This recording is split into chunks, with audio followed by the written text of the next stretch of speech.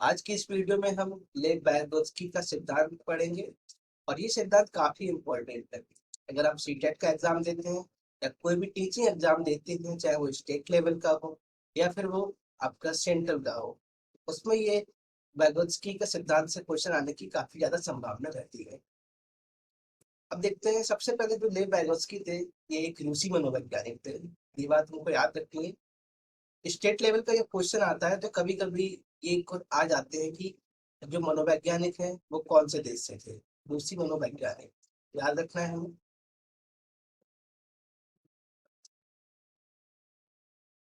और दूसरी चीज ये है कि ये जो सिद्धांत है, इस सिद्धांत के एक से ज्यादा नाम हो सकते हैं। तो कभी कभी सीधे सीधे क्वेश्चन आ जाता है कि सोशियो कल्चरल थ्योरी या फिर सांस्कृतिक सिद्धांत आ जाता है या फिर सामाजिक सांस्कृतिक सिद्धांत। तो हमें नाम याद रखने हैं कि इस सिद्धांत के क्या क्या नाम होते हैं। इसको लेव बैगोत्स्की का सिद्धांत कहा जाता है, सामाजिक सांस्कृतिक का सिद्धांत भी कहा जाता है, निकट विकास के क्षेत्र का सिद्धांत, ये भी इसका नाम है। जेडपीडी का सिद्धांत, जेडपीडी की फुल फॉर्म होती है जोन ऑफ प्रॉक्सिमल डेवलपमेंट। तो इसका नाम हो जाता है zone of proximal development theory. ये हमको नाम याद रखने हैं क्योंकि ये नाम, इस नाम से क्वेश्चन आ सकता है। अब देखते हैं कि वैगोत्स्की ने कहा क्या था। वैगोत्स्की ने ये जो चीजें कही थी, जैसे कि समाज एवं संस्कृति का योगदान होता है, अपने से बेहतर संगति में अच्छा सीखते हैं, स्वयं सीखने देना चाहिए भाषा। अब इसमें होता क्या, देखिए, जो डेवलपमेंट होता है, जो अधिगम होता है, लर्निंग होती है। लर्निंग में तीन चीजें उन्होंने बताई थी। लर्निंग के कॉज बताए थे इन्होंने तीन, जो संस्कृति,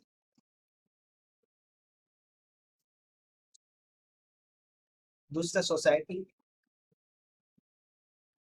और तीसरा लैंग्वेज यानी भाषा। संस्कृति, समाज, भाषा। अब जब ये तीनों चीजें मिलती हैं, जैसे कि इन तीनों चीजों का इंटरेक्शन होता है, इसको हम संस्कृति बोल देते हैं, ये सोसाइटी हो जाएगी और ये भाषा। ठीक है।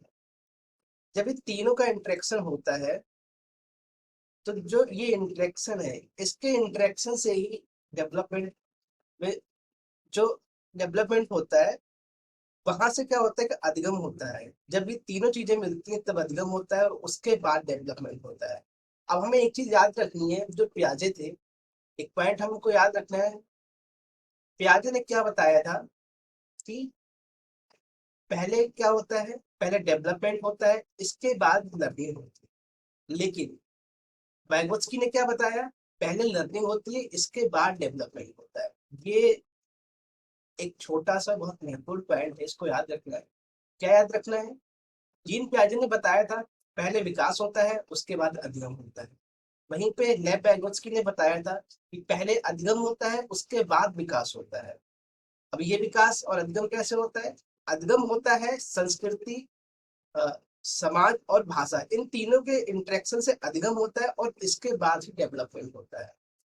अब इस जो लर्निंग में जो पॉइंट है याद रखने से, समाज एवं संस्कृति का योगदान है। तो सही बात है कि समाज और संस्कृति। अब इसका मतलब क्या होता है? संस्कृति का मतलब होता है कि आप किस कल्चरल बैकग्राउंड से आते हैं। जैसे संस्कृति, अगर आप एक समाज में रह रहे हैं तो आपको जो परिवार है, आपके परिवार है, उससे आपको संस्कृति मिलेगी। ठीक है, कल्चरल चीजें आपको मिलेगी आपके परिवार से। वहीं समाज, जो आपके आसपास के लोग हैं, सोसाइटी हैं, जिस मोहल्ले में आप, शहर में रहते हैं, जिस देश में रह रहे हैं, वहां से एक समाज आता है। ठीक है। उसके बाद भाषा, लैंग्वेज। भाषा इसलिए महत्वपूर्ण है, आप किस भाषा में सीखते हैं। जैसे कि अगर एक परिवार है जिसमें एक माता है, माता अगर आती है ऐसे बैकग्राउंड से जिनकी भाषा अलग है, पिता ऐसे बैकग्राउंड से आते हैं जिनकी भाषा अलग है, तो यहाँ पर जो बच्चे का जो विकास होगा वो द्विभाषी परिवार में होगा, एक द्विभाषी वातावरण में होगा। और इस द्विभाषी वातावरण में क्या होगा, डेवलपमेंट सही से नहीं हो पाएगा। क्योंकि अगर माता क्या करेंगी, वो अपनी एक अलग लैंग्वेज यूज करेंगे, पिता अलग लैंग्वेज यूज करेंगे, तो बच्चे के लिए यहाँ पर कठिन हो जाता है कि कौन सी लैंग्वेज को ग्रेस्प करे। तो यहाँ पे एक लैंग्वेज है, बहुत ही इंपॉर्टेंट रोल निभाता है। दूसरा है अपने से बेहतर संगति में अच्छा सीखते हैं। जब लेव वैगोत्स्की की बात होती है तो एक कॉन्सेप्ट आता है एमक्यू का। एमक्यू क्या होता है? More knowledgeable other. इसका मतलब ये होता है कि जो सीखने वाला है, लर्नर है, लर्नर का मतलब जो यहाँ पर बच्चा है, उसकी अपेक्षा मोर नॉलेजेबल अदर ऐसे पीपल होते हैं जो कि बड़े लोग होते हैं। बड़े लोग मतलब जैसे कि माता पिता हो सकते हैं, भाई हो सकते हैं, या फिर दोस्त भी हो सकता है। बड़े का मतलब यहाँ पे इसलिए है क्योंकि जो बात की जा रही नॉलेज की, ताकि उनके अधिगम में सहायता कर सके। जैसे आप अपने माता पिता से सीखते हैं, दादा दादी से सीखते हैं और टीचर से सीखते हैं, तो वो लोग बच्चे के लिए एमक्यू में आ जाते हैं। एमक्यू की फुल फॉर्म होती है मोर नॉलेजेबल अदर।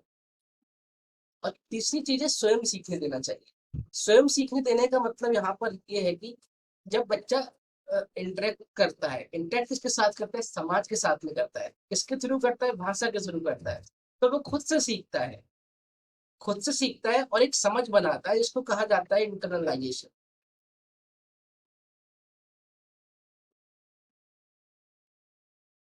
इसका मतलब होता है कि आत्मसात करना या फिर स्वयं सीखना।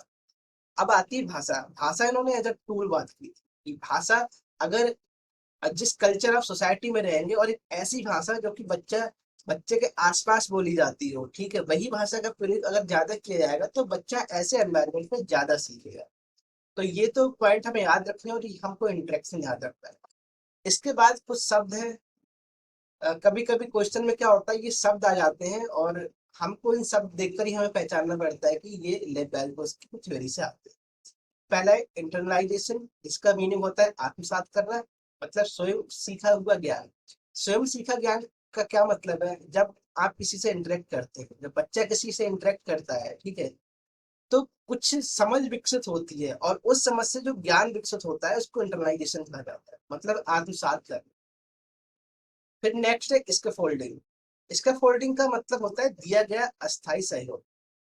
जैसे कि आप ये वीडियो देख रहे हैं और इस वीडियो, जब आप ये वीडियो देखेंगे तो इसमें क्या होगा कि स्कैफोल्डिंग हो रही है। अब यहाँ पे जो स्कैफोल्डिंग जिसकी सहायता से हो रही है वो कौन है?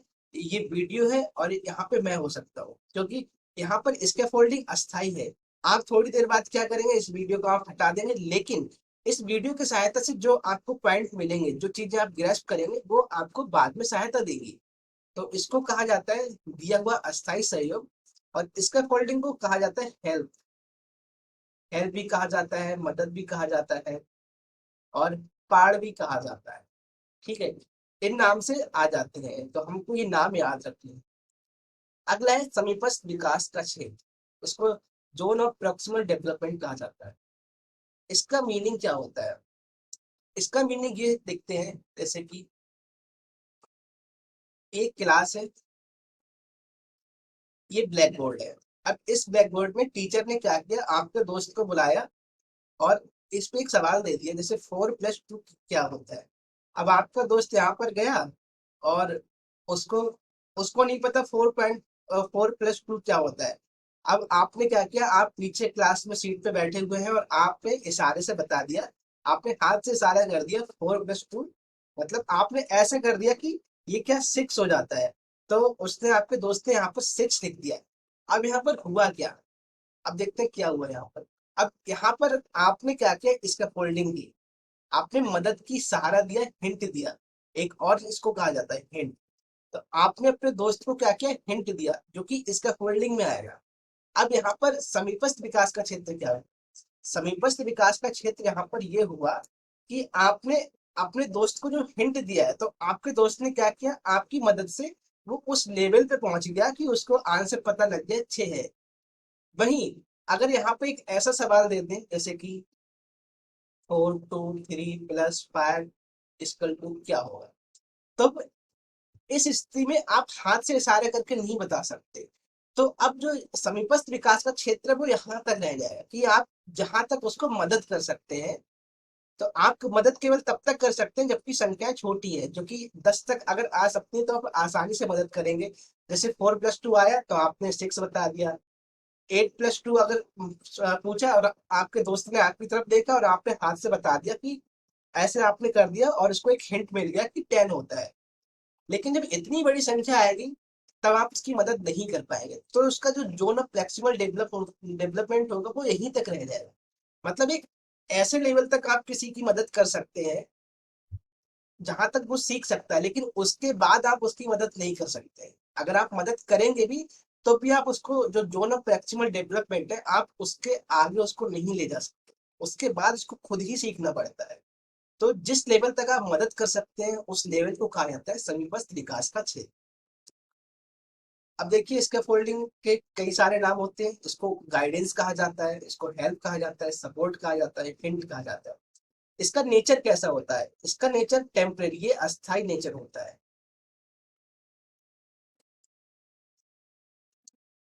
ठीक है। जब बच्चों को स्कैफोल्डिंग कैसे की जाती है, जैसे बच्चे अब साइकिल चलाना सीखते हैं, जब बच्चे साइकिल चलाना सीखते हैं, ठीक है, तो क्या करते हैं कि आप जो बड़े लोग होते हैं उनको पहले साइकिल पे बैठाते हैं और कुछ देर तक उसके साथ चलते हैं, उसको साइकिल साइकिल पकड़कर साथ चलते हैं। तो वो एक अस्थाई प्रोसेस होता है। आप ऐसा नहीं है कि हमेशा साइकिल को पकड़े रहेंगे और बच्चों को चलाते रहेंगे। आप एक निश्चित समय तक साइकिल को पकड़े रहेंगे और वो चलाएंगे, उसके बाद वो खुद सीख जाएंगे। तो जहां तक आप उस साइकिल को पकड़ कर सिखा रहे हैं वो एक टेम्परेरी पीरियड होता है जिसको अस्थाई कहा जाता है। और वो चीज क्या हो जाती है, वो इस पे फोल्डिंग हो जाती है। अभी डिपेंड करता है चाइल्ड के ऊपर, डिपेंड्स ऑन चाइल्ड। इसका मतलब क्या हुआ? इसका मतलब ये है कि हो सकता है आप जिस बच्चे को साइकिल सिखा रहे हैं, कुछ बच्चे हो सकते हैं जिसको आप 10 दिन लगे, ठीक है। कुछ बच्चे क्या हो सकते हैं आपने एक दिन में बताया कि आपको ऐसे बैठना है और ऐसे पैडल चलाना है और आप सीख जाते हैं। तो कुछ बच्चे हो सकता है 5 दिन में भी सीखते हैं। कुछ बच्चे हो सकता है केवल 2 दिन ही उनको जरूरत पड़े सिखाने की। तो ये डिपेंड करता है बच्चे के ऊपर, और डजेंट डिपेंड ऑन एज। और ये एज पे डिपेंड नहीं करता है। हो सकता है जिसकी एज 10 साल हो उसको कोई चीज बताने में 12 दिन लगे, और हो सकता है किसी की एज 8 साल हो उसको कोई चीज समझाने में 8 दिन लगे। ठीक है। तो ये एज पर डिपेंड नहीं करता, ये डिपेंड करता है बच्चे के ऊपर। और ये क्या होता है, अस्थाई होता है। अब देखेंगे zone of proximal development. Zone of proximal development में एक ग्राफ आता है। अब हमें इस ग्राफ को क्या समझना है? ग्राफ को समझना है, ये एक ग्राफ है, ठीक है। और इसमें 3 जोन है। पहला जोन क्या है? संभावित।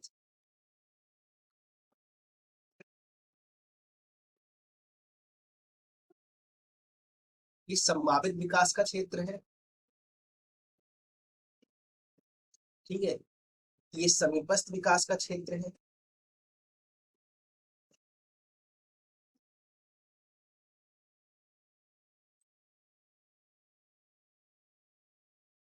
और ये जो नीचे वाला ये क्षेत्र है इसको कहा जाता है वास्तविक विकास का क्षेत्र।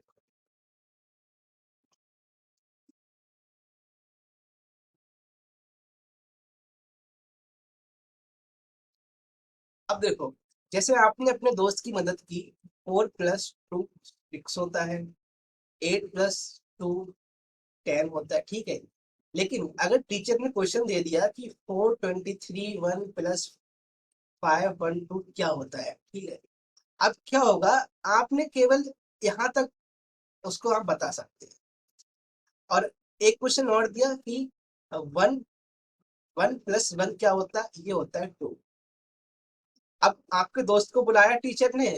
अब टीचर ने कहा कि आप आगे आ जाओ और ब्लैक बोर्ड पर ये जो क्वेश्चन है 4 इनको करके दिखाओ। तो अब ये क्वेश्चन है 1+1 2। अब आपके दोस्त ने ये क्वेश्चन कर लिया अपने आप, आपको बताने की जरूरत नहीं पड़ी। तो जो उसका वास्तविक विकास का क्षेत्र है, वास्तविक जो ज्ञान है, वास्तविक विकास है, वो यहाँ तक आएगा।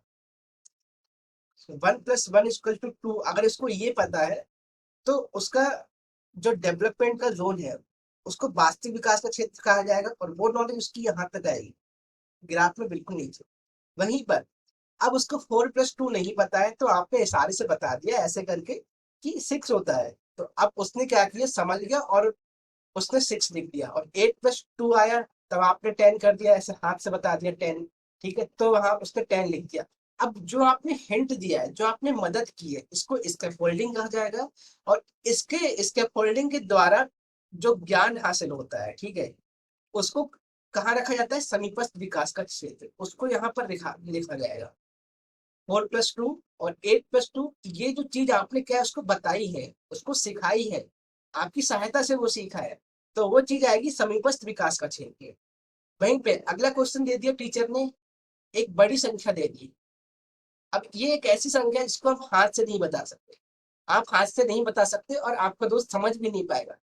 तो अब एक ऐसा लेवल आ गया ज्ञान का, एक ऐसा लर्निंग का फेज आ गया जहां पर आप मदद भी नहीं कर सकते। अब ये चीज को खुद से सीखनी होगी। तो ये जो क्षेत्र हो जाता है, ये हो जाता है संभावित विकास का क्षेत्र। अब एक बार फिर से समझेंगे, वास्तविक विकास के क्षेत्र में बच्चा खुद से सीख लेता है, ठीक है, बच्चा खुद से काम कर लेता है। वहीं समीपस्थ विकास का क्षेत्र आता है तो आप बच्चे की मदद करते हैं सीखने में। और संभावित विकास का क्षेत्र होता है कि आप एक ऐसा क्षेत्र आ जाता है जहां पर आप उसकी मदद नहीं कर सकते, उसके बाद उसको खुद ही सीखना पड़ता है।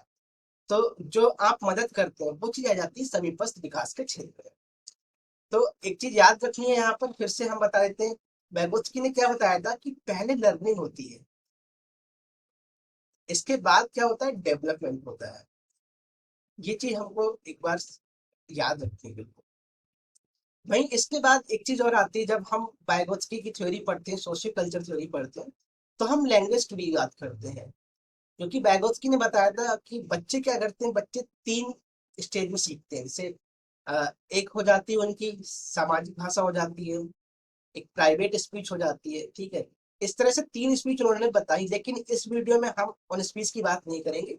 उसके लिए एक सेपरेट वीडियो लेके आए हैं, क्योंकि अगर यहाँ पर उनकी हमने बात की तो हो सकता है कई लोगों को कंफ्यूजन हो जाता है। तो प्राइवेट स्पीच हो जाती है, पर्सनल स्पीच हो जाती है, और जो सोशल स्पीच हो जाती है। इन तीनों को हमें यहाँ पर मिक्स नहीं करना है, कंफ्यूजन की स्थिति हो सकती है। उसके लिए हम एक सेपरेट वीडियो लेकर आएंगे। अब देखते हैं इसके एजुकेशनल इम्प्लीकेशन क्या है, मतलब कि शिक्षा में इसके किस तरह से उपयोग किया जा सकता है। इस थ्योरी का मेन कॉन्सेप्ट क्या था, इसका मेन कॉन्सेप्ट था सोसाइटी, कल्चर, लैंग्वेज, इनका इंटरेक्शन। अब इनका इंटरेक्शन कैसे होता है, स्कूल में कुछ ग्रुप प्रोजेक्ट होते हैं, कुछ ग्रुप में एक्टिविटीज कराई जाती है। तो इनका कहना है कि आप क्या करो, बच्चों के ग्रुप बनाते हो, लर्निंग ग्रुप बनाते हो, जिससे बच्चे डिस्कवरी, बच्चे खुद खोज करके सीखेंगे, खोज के माध्यम से सीखेंगे।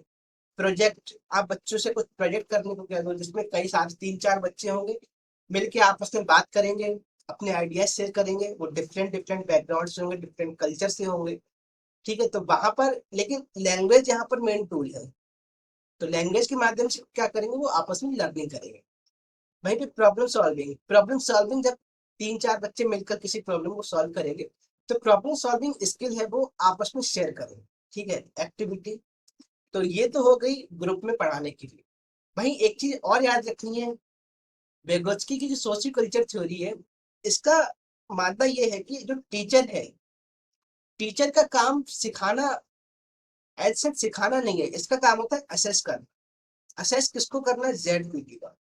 इसका मतलब ये है कि टीचर का काम सिर्फ इतना होना चाहिए क्लास में कि जो जोन ऑफ प्रॉक्सिमल डेवलपमेंट है उस पर ध्यान रखना है। मतलब बच्चे की जो वास्तविक